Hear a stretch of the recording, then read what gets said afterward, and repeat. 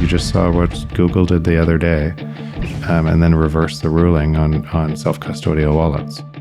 It wasn't a simple act of somebody lower down made a mistake. It was a coordinated attack. It was probably a trial balloon to what's coming. This is dictatorship. He's taking more power. He's changing the Constitution to support something that shouldn't exist. And that is a valid argument for all the people that are making it. It needs to be looked at. The other side of that argument is, would the citizens and would El Salvador, if you change the government today, carry on a path that was individual rights and freedoms and everything else, or would it just revert directly back to what it looked like before? And I don't know the answer. Africa, not just Central African Republic, but Africa in general, has been stripped mined. Essentially, you've put people in slavery by a monetary system. So they have no sovereignty over the currency, and the currency is constantly debased to be able to extract raw materials and wealth. It's an extortion scheme that keeps countries poor and funds wealthy nations. Your thoughts on the European Union? All views expressed by the host or guests are solely their own opinions. Nothing stated in this podcast should be considered a specific endorsement to make any particular investment or follow any specific strategy.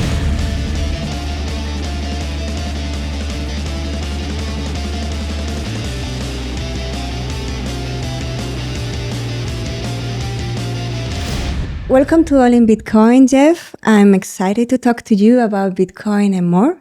But first, let's get to know you better with my 21 takes on you. Ready? Okay, ready. Mark Twain said, the two most important days of your life are the day you are born and the day you find out why. Have you found out why yet? No, I haven't found out why yet. I think you're always searching. Yeah, I think you're... I think that wisdom of learning and constantly adjusting your mental model. I've learned a lot, made a lot of mistakes, but I think you're constantly learning. Something you keep forgetting to do. I don't think there is anything that I keep forgetting to do. No? Yeah, nothing comes to me that if it rises up to a level that I want to do it, I do it. The risks of a society that stays ignorant. I actually think the society always stays ignorant. I think, and maybe this is a different way to say this. Common wisdom, in retrospect, always looks wrong. Throughout history, I think that throughout history, we've assumed we've known 98% of everything, and then we'd learn something new that completely changes everything. So in other words, the new information that challenges the status quo challenges us so much, it's so radical that we change over time. And it's a long process of our minds kind of accepting a new thing that we didn't see before, and it's iterative. What are your thoughts on starting over? I would rather start over than stay stuck. And why do you think knowing yourself is so hard? Because you lie to yourself. We have all of these beliefs and how we show up, and we want to matter to other people, and we keep on reinforcing things through that lens, and we don't see the true objective reality because of our own ego trying to stop that. So it's hard to see. When you look at a photo, you look at yourself first in a photo. You're the center of your own movie, but everyone else is the center of their own movie. And so we don't see what it all looks like because we're so focused on ourselves. Mm-hmm. What's the most valuable lesson you've learned from failure? That it's not failure, it's learning. We're making decisions constantly. Every day you're making a million decisions, and going through life you always do, and those decisions change everything going forward. So space and time, all of the things that got you to make that decision, and then you make a decision. You made a wrong decision, but it taught you the next time to not make that the decision if you take the learning. Mm-hmm. Where does freedom come from? Oh, that's a good one. I think it's natural. I think it comes from within, agency, having agency. But I don't think it feels natural. I think freedom is a right you hold, and if you give that up to somebody else, you've lost your agency. Tell me something you dislike in someone, but secretly admire too. I don't think there's any, honestly, I don't think there's anything that I dislike and secretly admire. I dislike lack of integrity. I dislike certain things, but I see every single person as having a genius, something genius in them that they do so much better than me. So and I'm curious about how do they do that thing. I don't have to like every bit of them. I don't have to like all of their traits, but I'm most times I'm searching for the genius in people. If your younger self could see you now, what would he be proud of and what would he question? Question how many twists and turns to get here and what that looked like. My younger self would have no idea I'd be doing what I do now. I don't think my 10 years ago younger self would have not known what I was really doing, doing now. And admire probably integrity, authenticity. What's something you know is true, but still find hard to accept? That 99% of the world, maybe more than that, lives in a control system. That and they don't know they live in a control system. They think they have the belief that they live free, and they do not live free. Do you manage to accept that? So I accept that is the truth today, and I think we are the change in the world. We're both the map and the territory of the change, and so that can be true, and you can do something about it.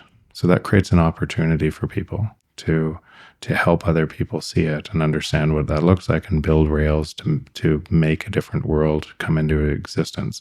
The world that we see is a construct of our beliefs. Everything comes into the world. Everything in this room came into it from somebody having an idea to create something for somebody else. The physical manifestation of the world we see is actually first in our mind. And so, while that is true today, and I accept it's true, I'm intent on changing that. Mm-hmm. What's a childhood lesson that still shapes your decisions today? That family is more important than money.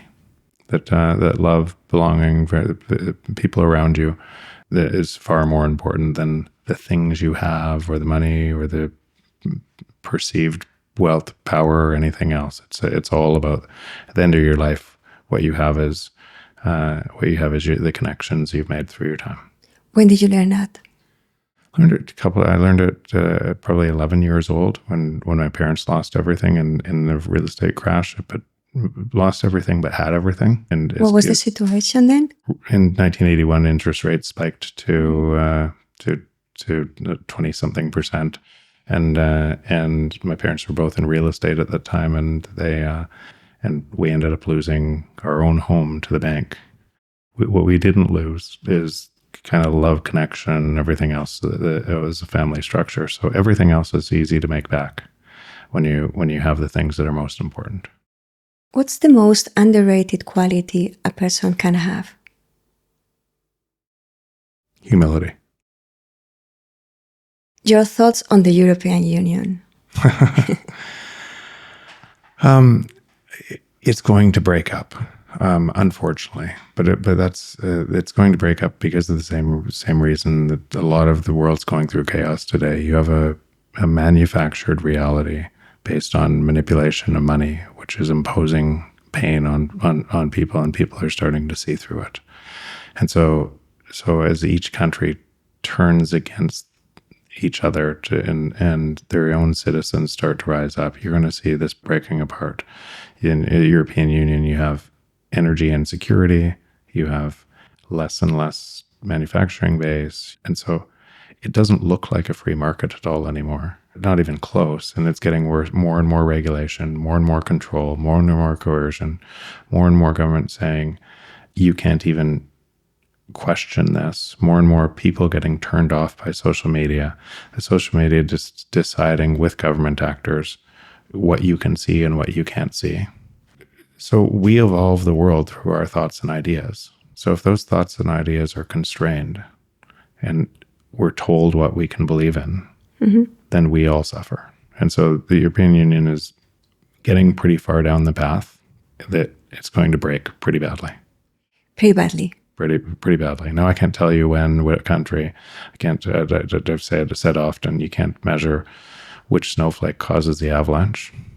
But you know that as you add more and more snow to an unstable base, the avalanche is coming. Yeah.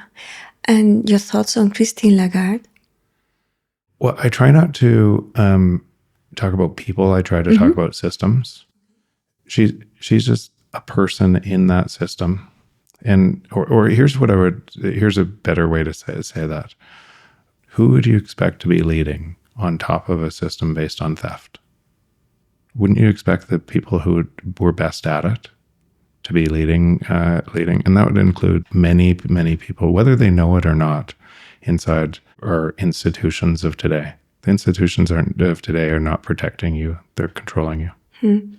Yeah, I was going to ask you your thoughts on Ursula von der Leyen. Yeah.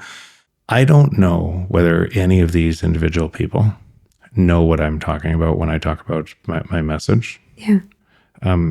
But I know that the base of what they're using to structure the problems can't be solved from within their system, and no matter who it is. So I would rather not talk about the people perpetuating that system, because it's just, if you changed a person, it would make no change. Yes, true.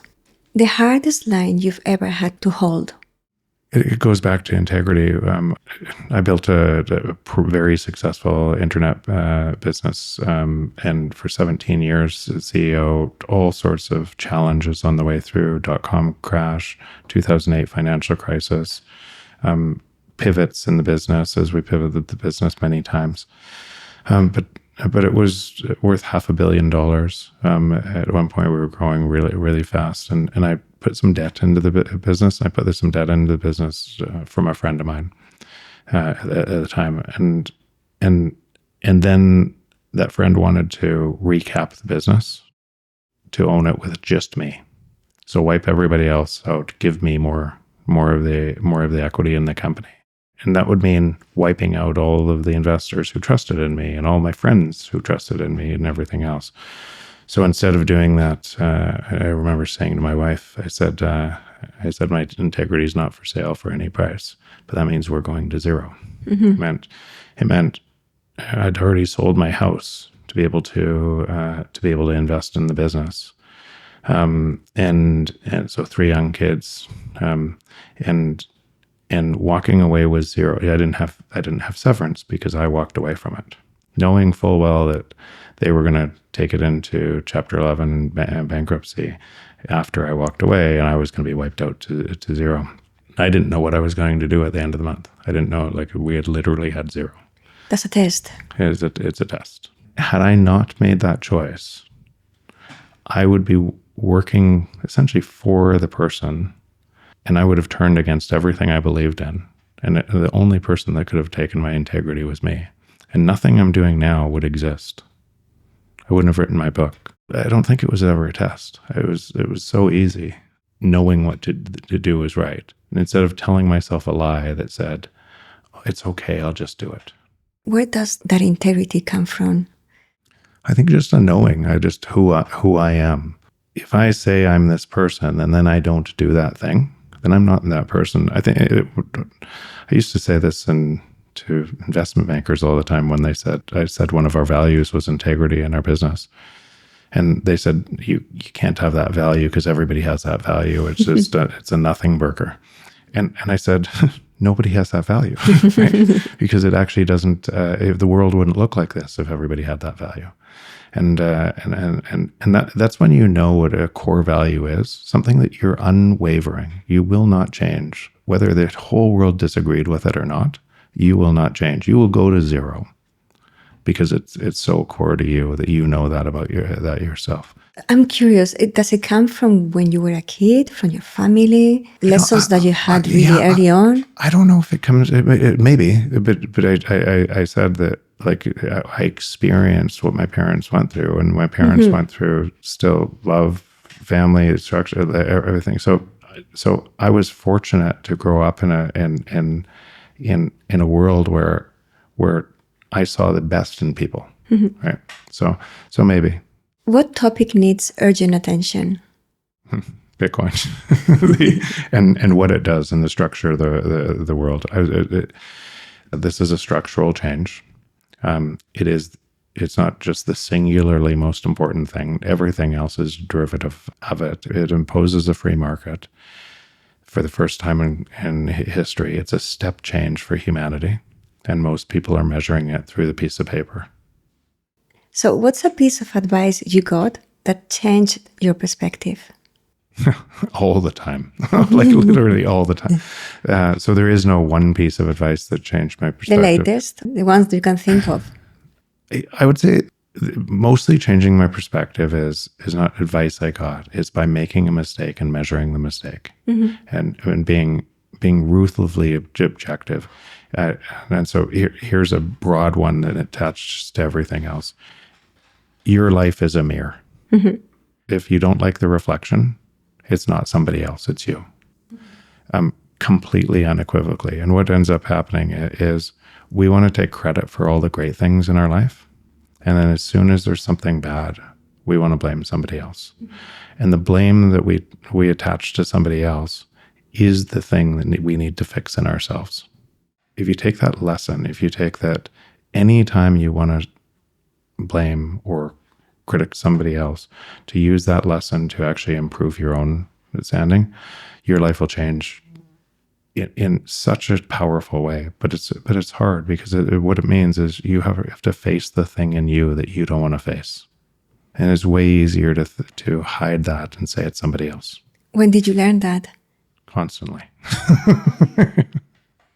A book that changed the way you look at the world. Oh, there's so many here. You can give me a few. I always go blank on this question because I still read at least a book a week, and I have for so many years. And so there'll be themes for a while that I'll go down a rabbit hole where the current theme is in quantum physics and the nature of reality and physics generally, and then quantum physics. And so there's just a whole bunch of books in that general theme. Thinking Fast and Slow was one of those books that changed my perspective of how we think. So I have a hard time remembering the individual titles, a signal and a noise. And so these will pop up. And through reading so many books for so time, you start to see patterns. That this thing is tied to this thing, that's tied to this thing, that's tied to this thing. But I very rarely remember the book. And one you'd recommend to a pre-coiner? I actually think my book is a good pre-coiner book because it only mentions Bitcoin at the end. And then Seyfedin's book. Now Lawrence Leppard's The Big Print is a great book. Lynn's book, Broken Money, is a really great book. Yeah. An idea that's been proven disastrous, but keeps coming back. That you could build a credit-based system. That it's disastrous for the world. System based on fractional reserve banking. It keeps coming back. You reset it through war, you kill tens of millions of people. And then it starts over. Say everybody builds institutions saying, let's not forget. How old is it? Say for 5,000 years, we've lived in a zero-sum game where somebody had to lose for you to win. And it's not the nature of reality. It's a construct because of the worst in us, building a system based on scarcity, fear, and control, not based on abundance. So it keeps coming back because we're part of that system, and we keep on building that system. Actually, it ties to the other thing I said. We believe it's somebody else, but it's us. Something there is no turning back from. I don't think there's turning back from the truth. I don't think there's turning back from what Bitcoin imposes. why I'm so positive on this is a truth is really hard to fight against, because it imposes a cost on the people that lie, and that cost keeps on exploding as long as you just stay in the higher energy of the truth. And people see the truth over time. It might take them a long time. If you use Galileo, right, and looking at building a telescope to look out and say the church is wrong, that took 300 and something years before the church said, sorry, right, we were wrong. That perception, a different perception from outside the system, when other people can build telescopes and see that it's true, is really hard to fight against. And so I think that's what the world's going through right now, with essentially an honest ledger that Bitcoin is. They're starting to see the truth, just fracturing what's always been a lie. The question is, are you rejecting it? I know many people who are not, and many people who did reject it only 5 years ago that are now not rejecting it. That's what I'm saying. It's just early. It's just these types of ideas that change the pattern in our brains of something we didn't know. We have to hear them over and over and over again, and then we move our time, and we look back at other people still stuck, and we wonder why they're stuck when we were stuck 5 years ago. Right? So it takes time to change that pattern. The last time you were challenged? All the time. What I've recognized is, though, when I'm challenged, it's me. What I used to think were business challenges, what I used to think were this, were that, were the way I was trying to tackle them. And while I gave energy to that challenge, while I went deeper and deeper into that challenge, I always have eventually found at a different energy frequency, that the solution was so easy. So that's one of the same things like blame. I don't look at it as a challenge. In fact, wouldn't you celebrate challenges? Wouldn't you, if everybody didn't know something, and you had to create something that was so different, so valuable for people, the harder that was, wouldn't that be why everybody else didn't do it? Right? That tension is what creates the opportunity. Your favorite quote? Watch your thoughts. Your thoughts become your words. Watch your words become your actions. Watch your actions become your character. Yeah. And why Nostra? Because I wanted to spend more time in the world I want to create and less time in the world that's getting centralized. And really as simple as that. Thanks for sharing, Jeff. Those were my 21 takes on you. Let's talk money, power, and of course, Bitcoin. Okay. Jeff, what is money? An abstract concept of trade. It's just an abstract concept for the trade between humans. How is money supposed to serve society? I'll answer it by asking a different question. If money is an abstract concept for our trade, and you manipulated the abstract concept of our trade, it wouldn't serve society. It would serve very few people in society who were manipulating the abstract concept of our trade. How it should is no manipulation, and then it would just be our trade. Did you learn any of this in school? None. Why do you think you weren't taught about it? Today, and because of my book and because of other things, many PhD economists come to me and say, did my entire schooling on this perception of you knew what money was and it was credit, and then the whole system had to be built on this, but nobody ever went deeper. And so I don't know why. I think it just comes down to people don't ask a very simple question because they think somebody else knows it. The economy could be understood by a 5-year-old. Yeah. It doesn't take a mathematician, doesn't take anything else. It's the sum total of our trade. And prices fall because we compete with each other to provide more value. That's what this economy should look like. It doesn't look anything like that, which is why the entire construct of economists and teachers and everything else to teach you that you shouldn't ask about what's a very simple concept. It's too complicated. It's too complicated for your mind to understand. We'll tell you what it looks like. When did you first start to question how money works? Probably 2008, in the financial crisis. In my business at that time, we were growing extraordinarily fast, and we were getting paid in advance for shipping containers all over the world, and we didn't actually have to raise money because customers were paying in advance, sometimes 3 months in advance. And so we had a global trade organization, thousands of containers traveling all over the world, and using technology to essentially reduce the cost of those items all over the world through logistics and bin packing algorithms and such.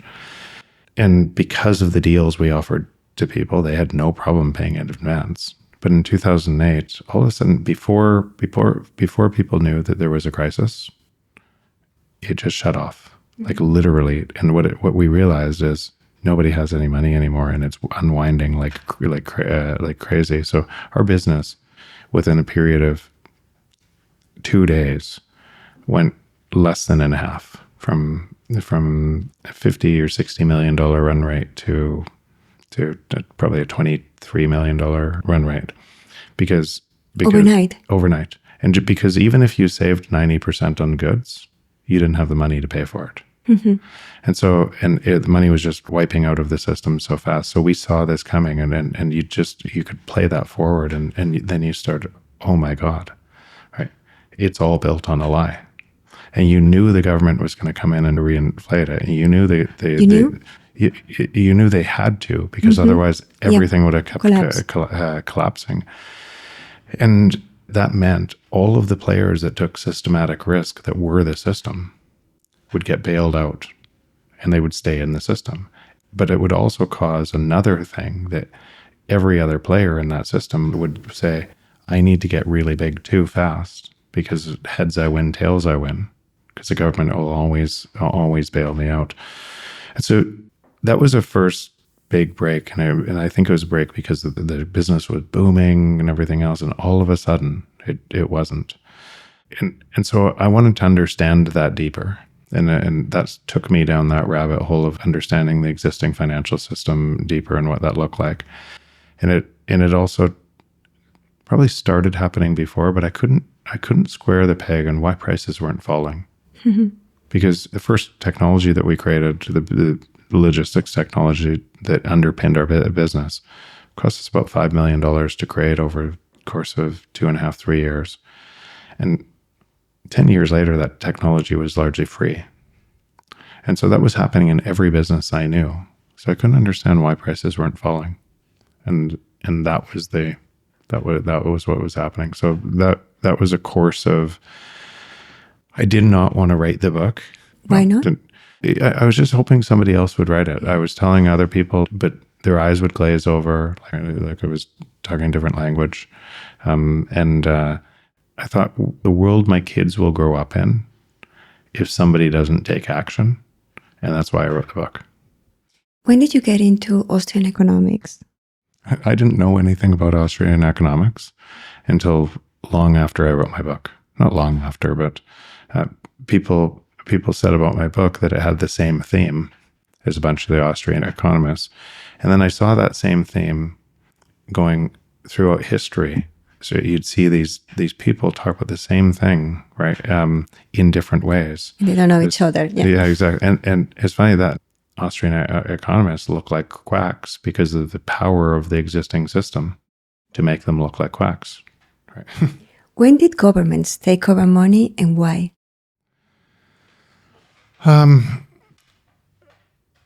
That's a more of a complicated question, because it pays for the government structure, so they can unfairly tax their citizens and not ask. So when you dig into that, it means nobody's living in what they think is a democracy. You don't have a vote in that. So because governments, if they ask for an increase in taxes, they get thrown out. They can instead impose an unfair tax by printing money and fund operations and get bigger and bigger and bigger at the cost of the citizens. I don't know if most governments, because the government is just a collection of human beings making decisions, and most of those people inside that structure have no idea what I'm saying here. The central bank might, but they don't have any idea what I'm saying here, because they see all the problems, and the short-term way to solve the problem is print more money, because the people are yelling for a short-term solution. And if you allowed the free market to work, that credit-based system would collapse. So they always take the short-term solution because they'll get more votes. But you really think the government doesn't know?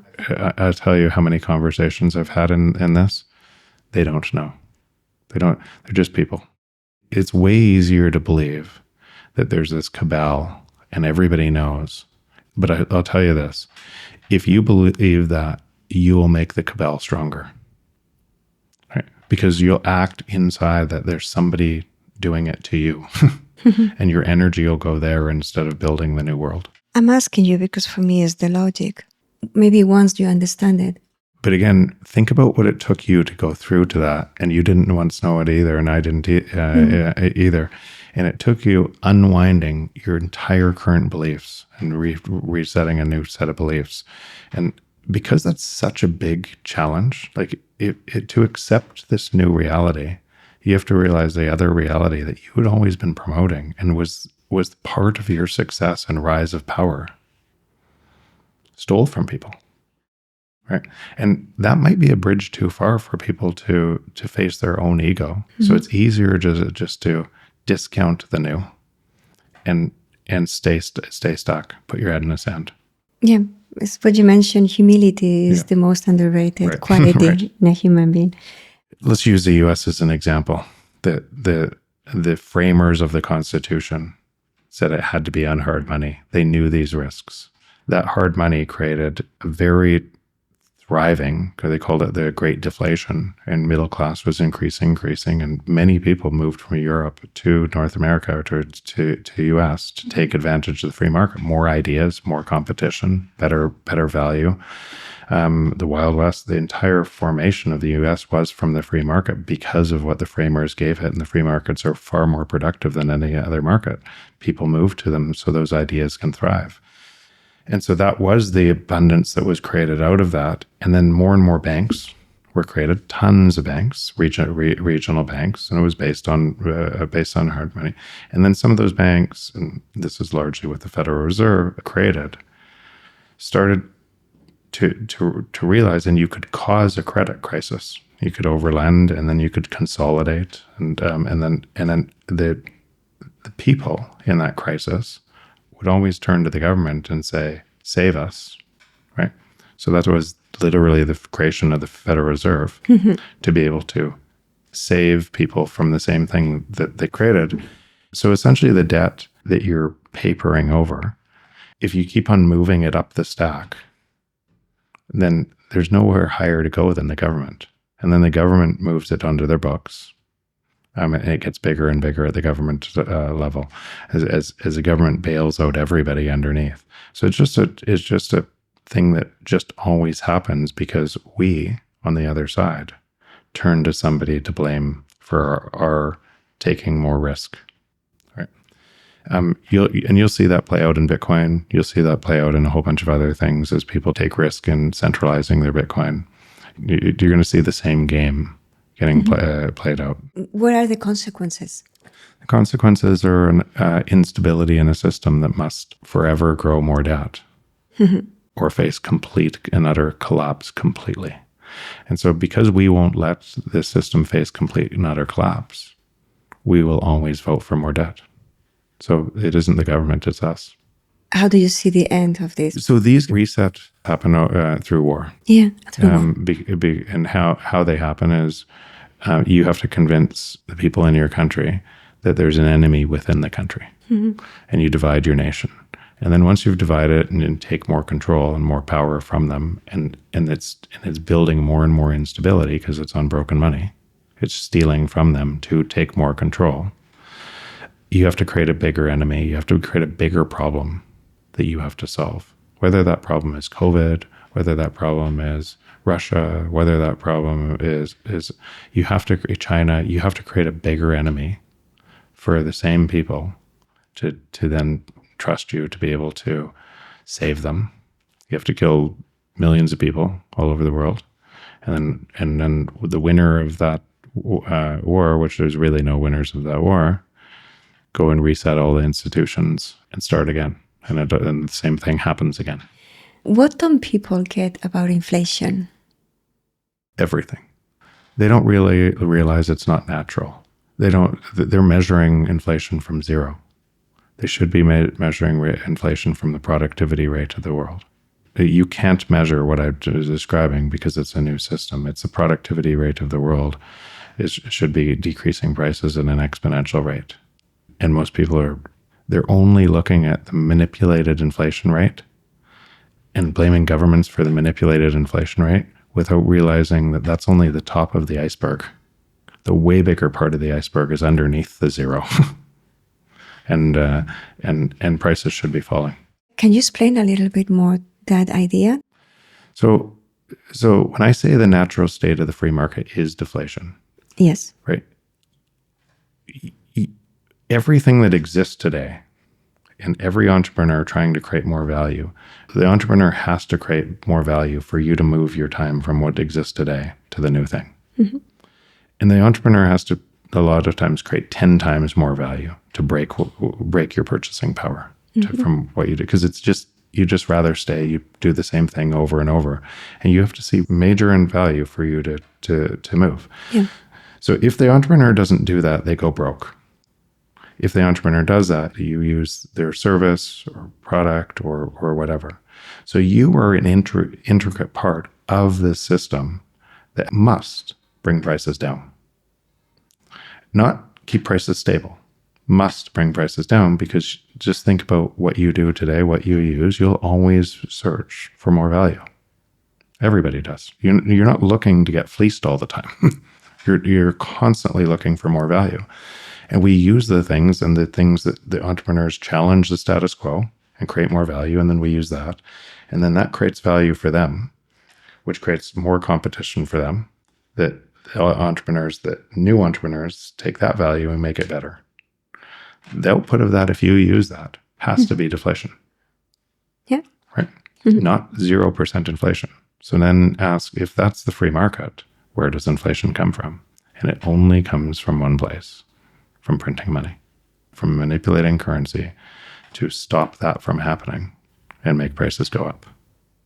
So the question was, what don't people get about inflation? Why don't they get it?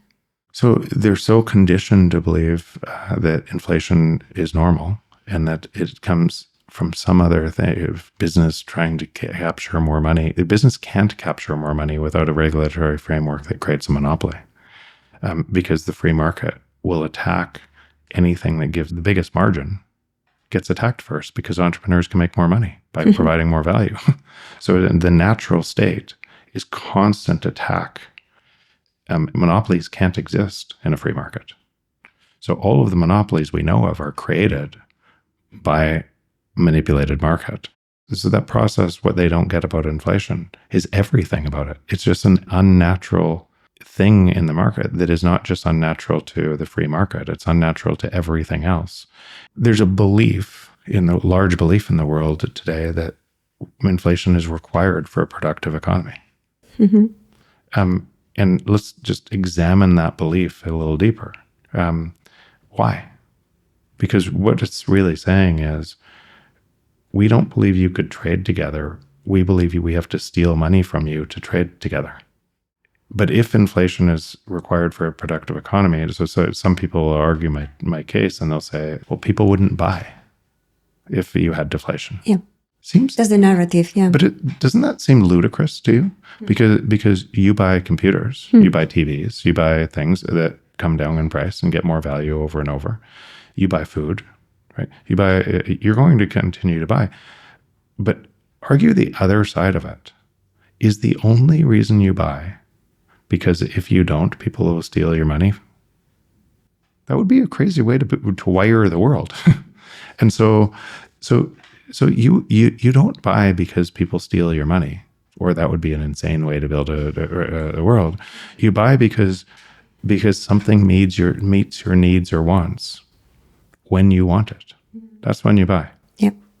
How does government control over money affect individual freedom? Yeah, it's connected to everything. Just if you had a system based on theft, you should ask yourself, who wins by that theft? Does my freedom win from that theft? And then as that theft got greater and greater and greater, and the monopolies that were mostly created by the government regulation, those monopolies would, I'll give you an example. Who's trying to scare you about AI? AI is going to kill you. It's going to do this. Mm-hmm. The giant tech monopolies. Mm-hmm. Why? Because the governments do. Yeah. Why? Because if they can regulate it, mm-hmm. then they can create a monopoly and a power structure that takes from you. Because prices fall to the marginal cost of production in a free market. And AI, a line of code created by other lines of code, costs zero. So AI becomes free. There's no risk to you whatsoever. The only risk to you is when a control structure that you're living in and breathing in and thinking it's somebody else and feeding the control structure, and all of that AI is feeding on you, and you're on YouTube trying to get more views, and you're trying to make more money in it, making it stronger and stronger, contributing to the same thing to try to make money that's stealing all of your power. And there is no fix from that system. It has to, that coercion. You see governments all over the world are now imposing things that are saying, we'll tell you what you can listen to. Mm-hmm. Your communication channels, all of them, are completely manipulated inside the system that's extracting more and more from you. There is no freedom from a control system. That control system must get worse. It must drive coercion. It must drive fear to keep you trapped in it, to believe that there's somebody else to blame, both sides. Somebody else can fix it, both sides, to keep you in it. Every time a system goes too far one way, the free market comes in and solves that problem. Mm-hmm. And that's what's happening today. So the money or the opportunity to solve that problem, because what does the free market build? It builds value for you. And nobody uses things unless it delivers them value.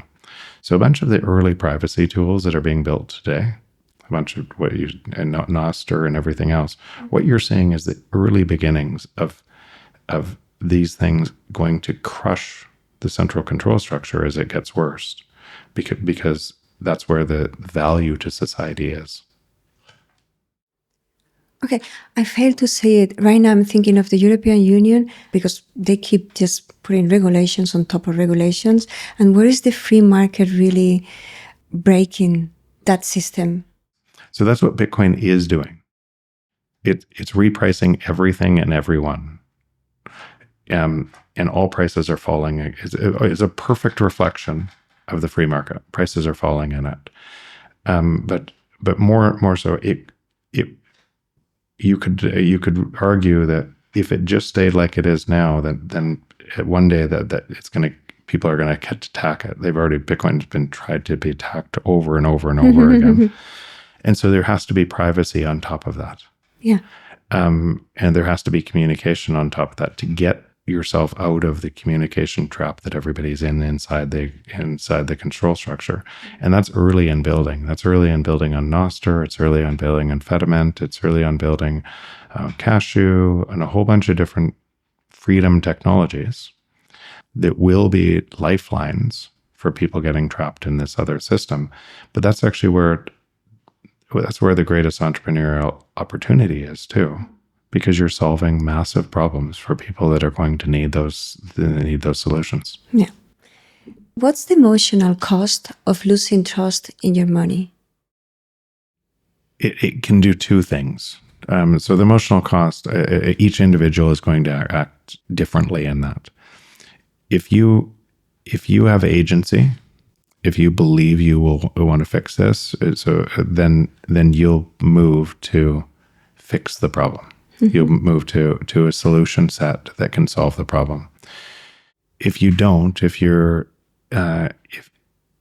let's say just use different levels of frequency of people to do that. If you're mad at the world and your response comes from mad at the world and everybody loves you because you're mad at the world, you'll yell at it more and more and more, and people will love you, and you'll think you're solving something, and you're doing nothing, right? And you see lots of Yeah. podcasters and lots of success, and they're literally in a spiral. Their viewers are in a spiral. They're in a spiral, yelling at a world that they're making stronger, and they have no idea. And so, why would they do that? And why wouldn't they see this? Because they think they're helping. Because all of these people give them love and belonging, and you matter. Yeah, you go get them. And it just makes the whole thing stronger. You could put Joe Rogan in that camp, right? You could put some of the top podcasters around getting influence from people who want to believe that there's this conspiracy theory inside everybody that then makes it stronger, right? And nothing changes. So I don't know why different people pick different paths in this, but then it could also lead to apathy. It could lead to I can't change anything, and a complete checking out of the system because you don't feel like you have agency. So each different person, there's a whole bunch of different places that could lead, and it doesn't do anything. It triggers you. And you're the change in the world. You're the actual change. And depending what frequency you're looking at the world in, it's a mirror of your beliefs.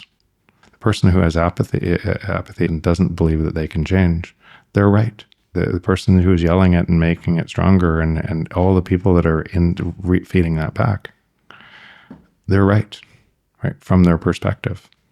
Person that is moving their agency to create a better world is right from their perspective. And all those perspectives happen at the same time. How do you think trust in governments has shaped the modern economy?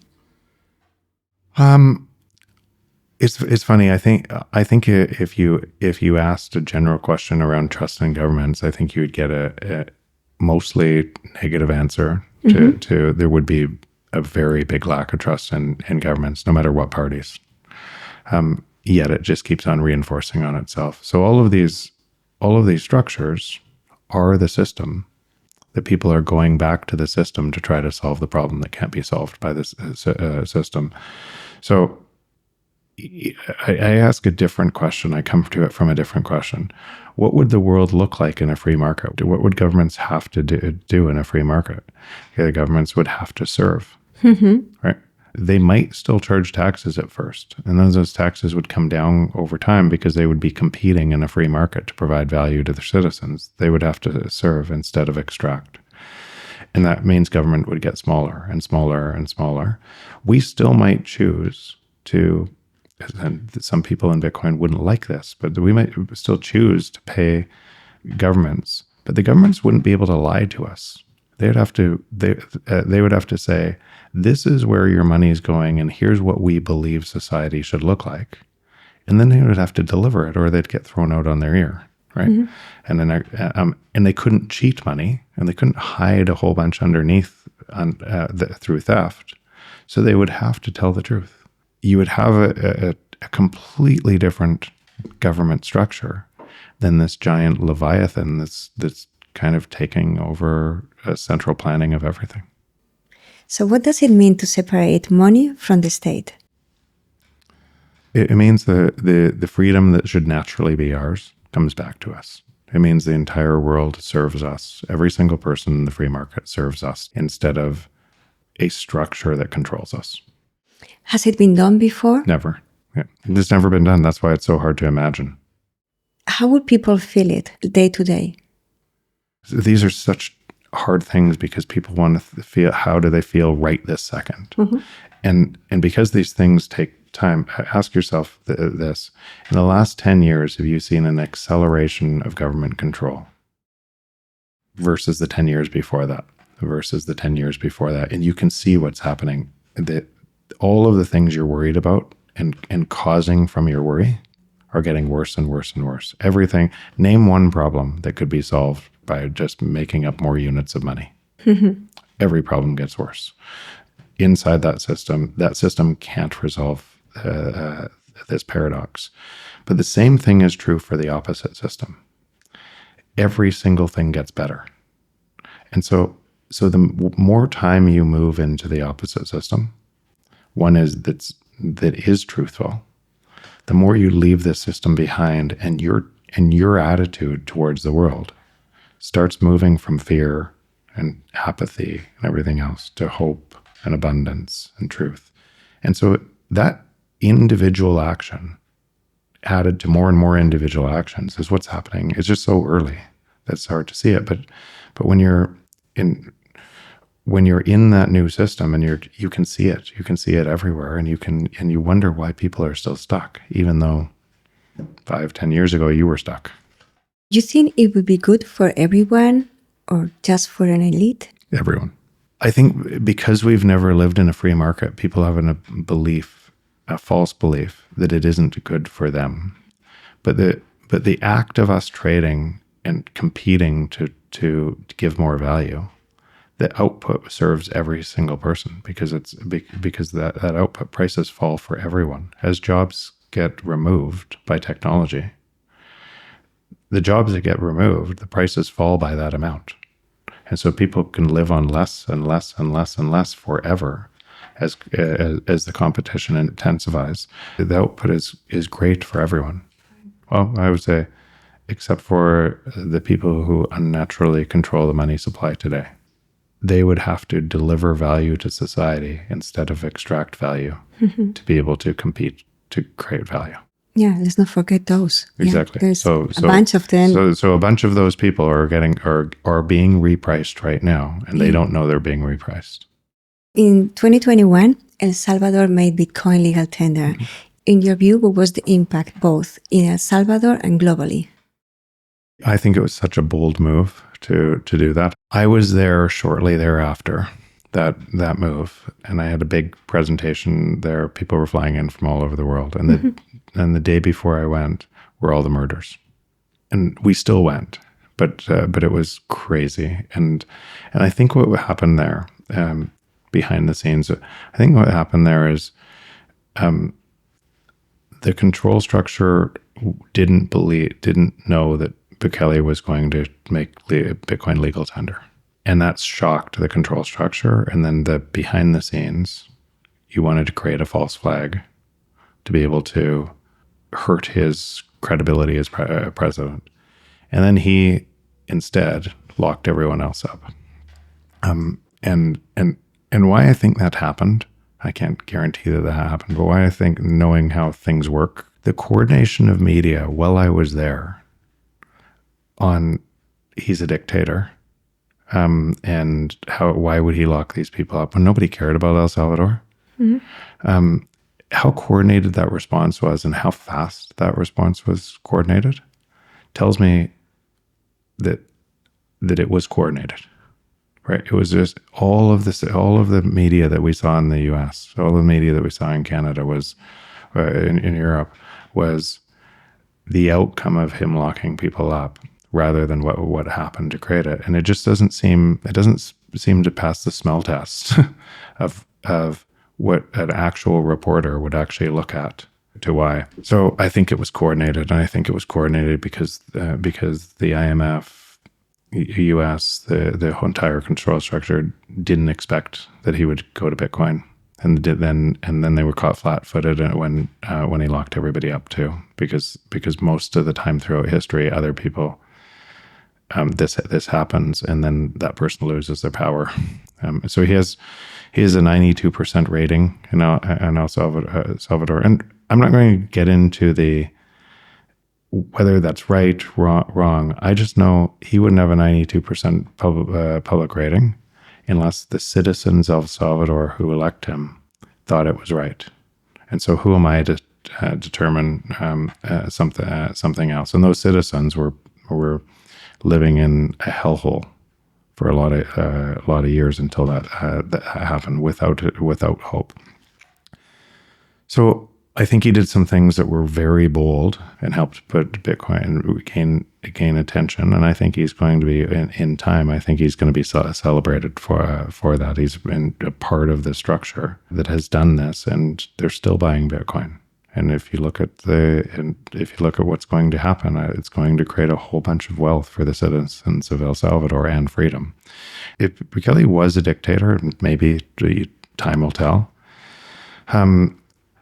then you wouldn't want to impose Bitcoin. You wouldn't want people in self-custody. You wouldn't want people spending in Bitcoin because it would remove your ability to be a dictator.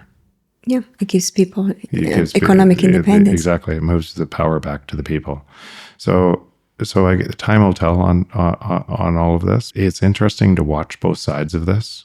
So opinionated, without living in the country and seeing what it looked like before and after, and what the citizens of El Salvador think about him. I've been living there for the past 9 months. We left Europe. In Europe, no matter where you go, everyone complains about their government. It doesn't matter. You can talk to a French person, Dutch, German, Spaniard. And one of the things that shocked me when I got to El Salvador is that Salvadorans are happy, optimistic, and they like their government, which for me is rare. I'm not familiar with that feeling of, liking your government anymore.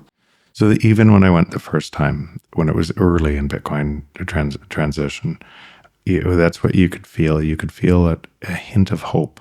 And when I went back recently, you could see that expanding. You could see it. Now it's going to take some time, but you could see that the hope and in the air, and more people taking chances in the free market because now they can, and they can create value for others.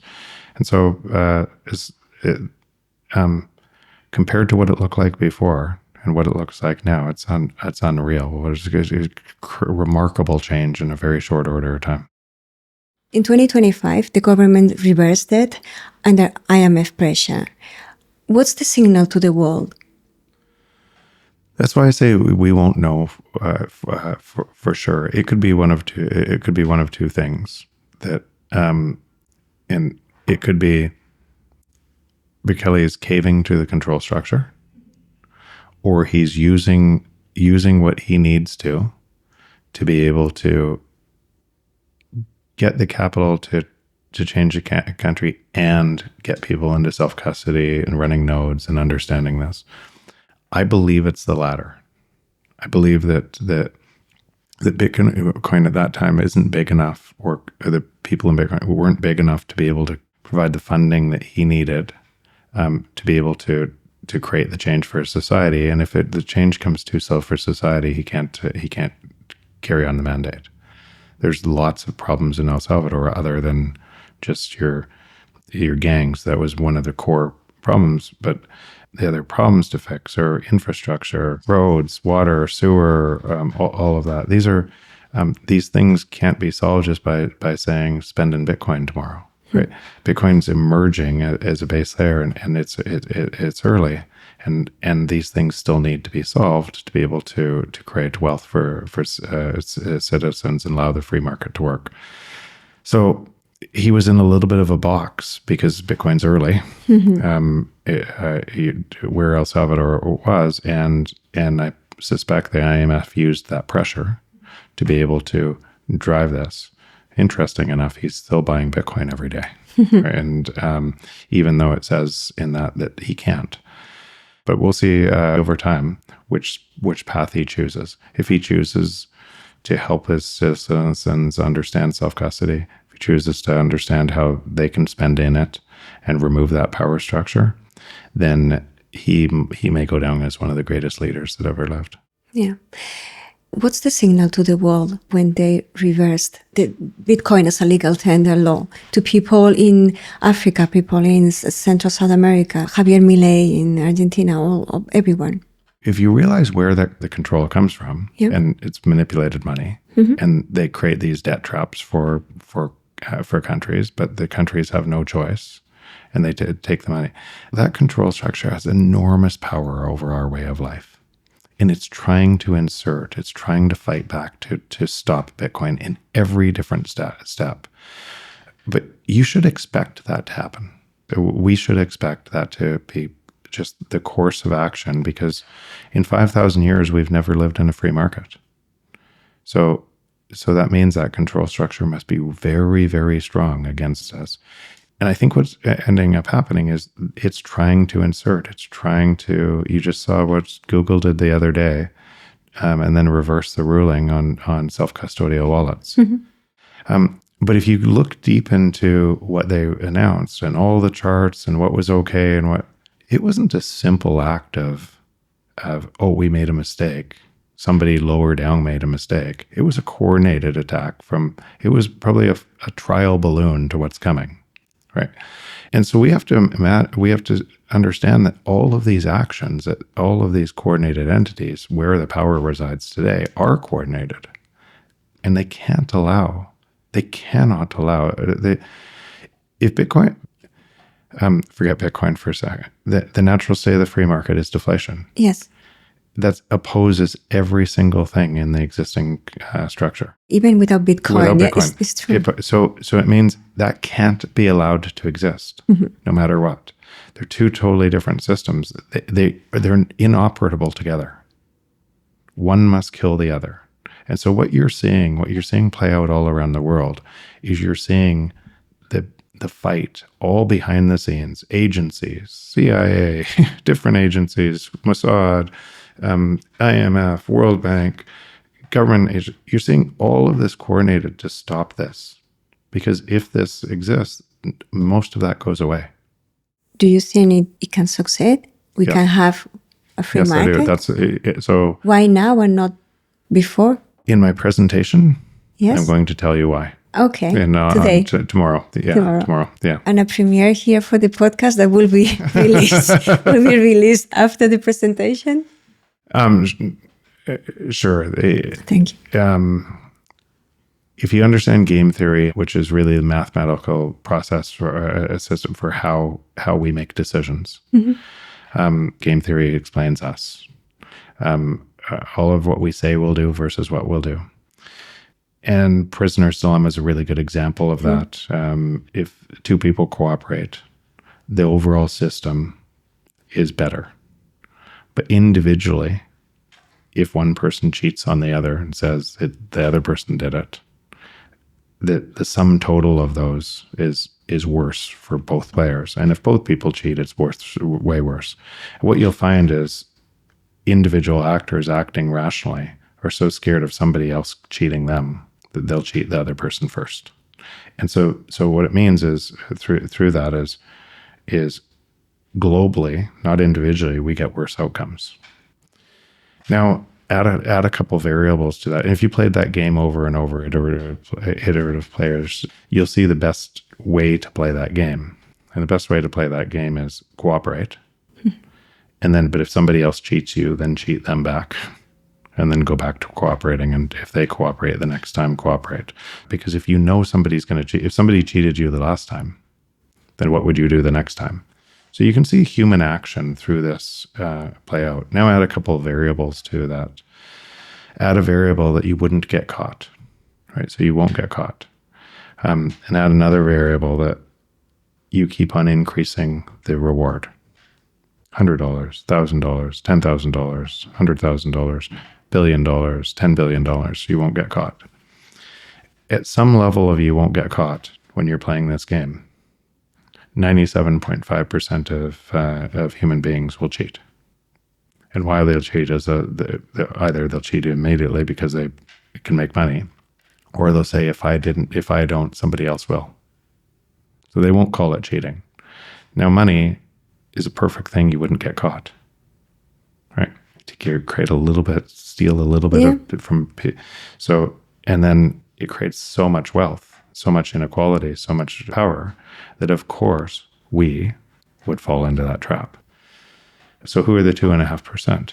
The 2.5% are probably all of the religious leaders, right?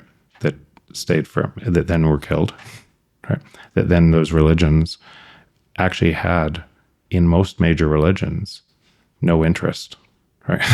It was the foundation of a lot of these major religions. And I think what we celebrated in those people was what we couldn't hold in ourselves, an ability to stand up against and hold integrity, right? Because very few of us can. Because we can be bought. And the odds are, if 97% of 0.5% of people can be bought, so odds throughout human history, you would just keep on repeating the pattern over and over and over again.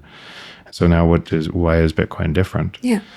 Is because 97%, 0.5% aren't bad people. They wouldn't tell themselves they're cheating. They would say, I needed to do it for my family before it was done to me. And most people will just go along with whatever system they're in. Mm-hmm. So if it's acting like that, then more people will make that decision. There'll be rational actors in that, and they'll keep on making that decision. Like the mirror we see of reality today, mm-hmm. with everybody inside the system making those same decisions within the system. But in Bitcoin, that's what the nodes are. You can have anonymity and run a node. All of the change has to come through you. And so those nodes are a wall of people essentially inscribing the best of them into a system for the best of everyone else. And it produces a base that can't be cheated, because in the past, those people would be killed by this control structure. Mm-hmm. But because you're private on your nodes, and these nodes are all over the world, you can't even be found. There are a lot of public people in Bitcoin that can be targeted. I'm one of them. Mm-hmm. All that lesson would do is accelerate Bitcoin. Why? Because more people would build the privacy tech, more people would build it faster, more people would run nodes. Game theory. The game theory. If government came after some of those people at that, it would accelerate the demise of government. Yeah. The government of El Salvador recently extended presidential terms to 6 years and removed term limits without a referendum. How do you see this move? Yeah, it builds on your other question. It's a nuanced question. So do I like that? Does it say something that says, okay, is he trying to attract more power and change that? On one side of that, I could easily make the argument, and I could see a whole bunch of things saying, this is dictatorship. He's taking more power. He's changing the constitution to support something that shouldn't exist. And that is a valid argument for all the people that are making it. It needs to be looked at. The other side of that argument is, would the citizens and would El Salvador, if you change the government today, carry on a path that was individual rights and freedoms and everything else, or would it just revert directly back to what it looked like before? And I don't know the answer. I don't know the answer. I know, but when I look around at the rest of the world and said democracies, every one of them is failing. Every one of them is saying one thing and doing another. So every one of them is taking more power without referendums and control. Every single one. Everyone in Europe, everyone in Canada, everyone in the US, everywhere in the world it's doing this. And then those people are looking at El Salvador and saying, how dare you? So it's unreal. So I don't know the answer to that. I just know the system we're in is going to be very chaotic, and it's going to challenge people's belief sets, because their belief sets are built on a lie. Yeah, my question is, how do you see that move? Because I really don't know what to think, and it's what you say. I come from ideas that are not working, but it's true that he calls himself the philosopher king. That's what I mean. We'll see in time. We'll see, because if he's actually committed to Bitcoin, then he'll go down as a hero to his people by removing his power naturally. If he wants to be a king, he'll take control, and it won't look like self-sovereignty, and it won't. But I can't. There's no way I could know that. There's no way anybody could know that. What he's going to do. What I would say is, there's a 97% chance, 97.5% chance that he'll take control. But there was 97.5% chance that I would have in my company taken the bribe. I didn't. Right? Yeah. So we won't know until the actions actually show what he does. I'm hopeful. It was years ago. Seyfedin shocked me with this idea of the end of democracy and the beginning of monarchies, good monarchies. If it's a monarch that gives to the people the power of the monetary system, then could be a benevolent king. I disagree with that, the way that the world is out of a perception of what might have worked in the past. Mm-hmm. And we don't have a playbook for what's going to look. There is no word for democracy, capitalism, communism. There is no word that describes where we're going, because all of those words are butchered by the existing system that we've lived in, which is never a free market. So where we're going and what systems look like, governance systems look like, that how we choose those governance systems, we don't know yet. But there's no way to be a king in a governance system where all of the power goes to the people. Yeah. Yeah. It's possible. Yeah, it's true. It's why it's so much easier looking from a clean slate. And what does the new system impose? Could that exist the way it used to exist? It can't. No. In your view, does the rule of law apply here? Well, what rule of law? I wrote a thing a long time ago called Finding Signal in a Noisy World. It's well worth reading it. And it's had tens of millions of views. It's been cited in many other things. And I wrote it to show people what was going to happen in a way that it was going to happen, and why all the blow-ups were going to happen in crypto, and why crypto was worthless, and it was only Bitcoin. When did you write that one? 2022, I think. Maybe Okay. 2021. Mm-hmm. I can't even remember, but it described exactly what was going to happen and how that was going to happen. But one of the things I wrote in it was that money is superordinate to law. We think law protects us, but if you're above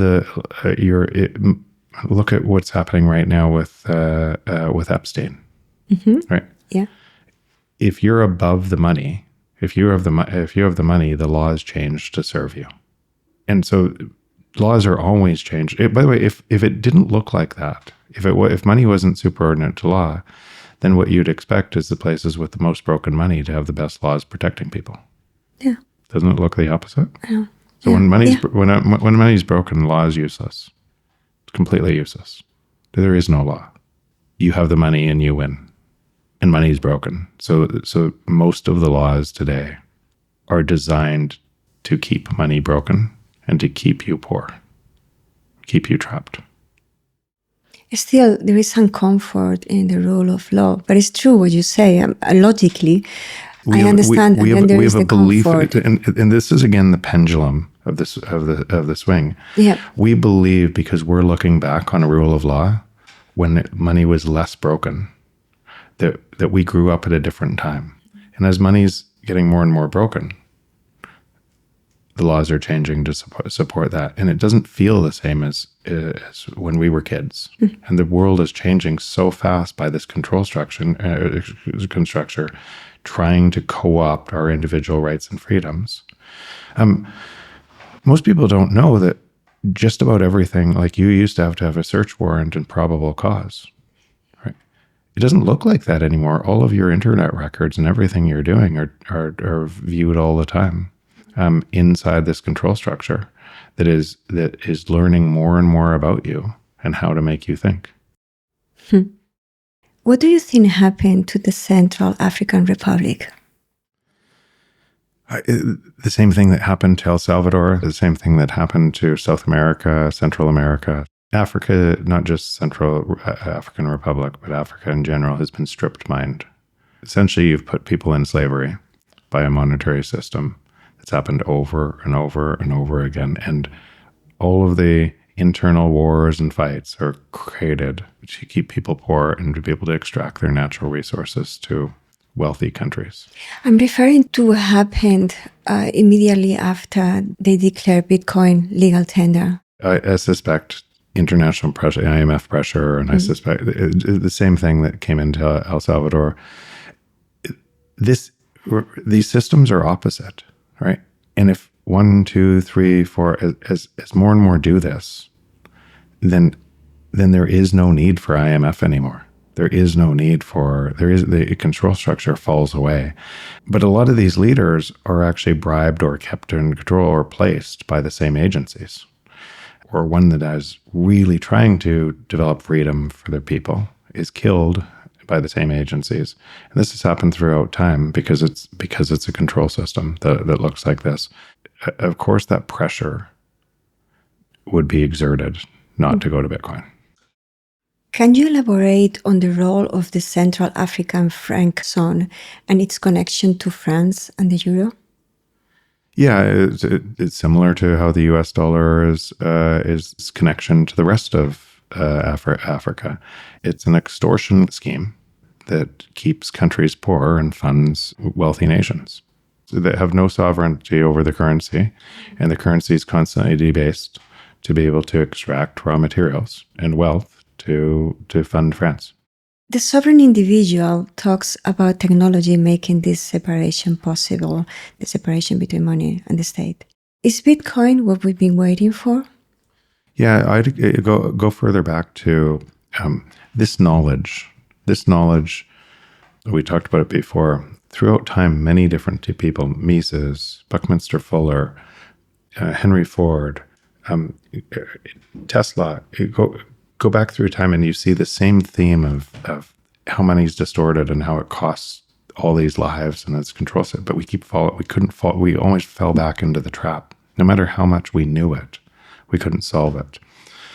And then in 1992, the original cryptographers, cypherpunks mailing list, I think there were 70 people on it, trying to solve this, trying to remove money from state, to be able to actually create something that could solve this. And a whole bunch of those failed.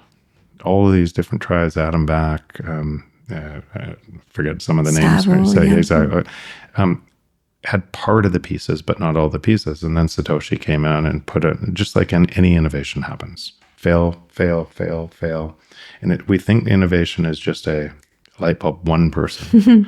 But that innovation comes from all of these other people that then somebody else puts all together with difficulty adjustment and such, and creates something that actually works, that can do this. And then it starts really slowly, and more people move to it. But if you take 70 people in 1992 to how many people are now joining those 70 people, you can see how the world changes. And so, yes, Bitcoin solves this, and now it expands this amount of people. You've added your voice to this. I've added my voice to it. Many others are starting to understand the system over here is so irreparably broken. It can't be fixed from the system. It has to be fixed from over here. And they can do something about it. They have agency that they can just move their time from one system to another and add their voice and make this other system stronger, add their time, energy to this other system. So yes, that's what's happening right now, and we're just very early in that process. What are the risks of tying financial freedom to tech? I would say most things are tech right now. At the base of Bitcoin is you and me. It's not the tech that protects Bitcoin. It's you and me, because it's your node that you are the consensus mechanism. And for the changes, we agree on a set of rules. And every 10 minutes, we have to, did this meet the rules we agreed to? If there's a change, we have to agree on the change. It's not the tech, it's us. And so what is the risk? It's the tech isn't the risk, because the tech is open source, it's been vetted, it's been, the risk is the consensus of us.